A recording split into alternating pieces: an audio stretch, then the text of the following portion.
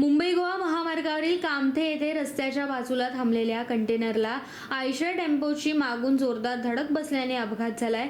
या अपघातात दोघांचा दुर्दैवी मृत्यू झालाय। ही घटना आज सकाळी 7 वाजण्याच्या दरम्यान घडली आहे।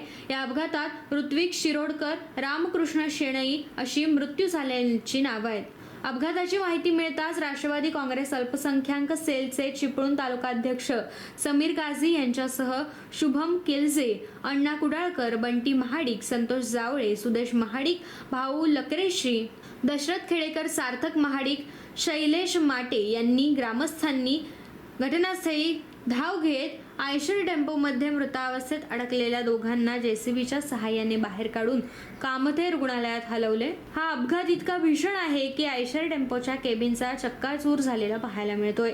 दरम्यान चिपळूण पोलीस देखील घटनास्थळी दाखल झाले।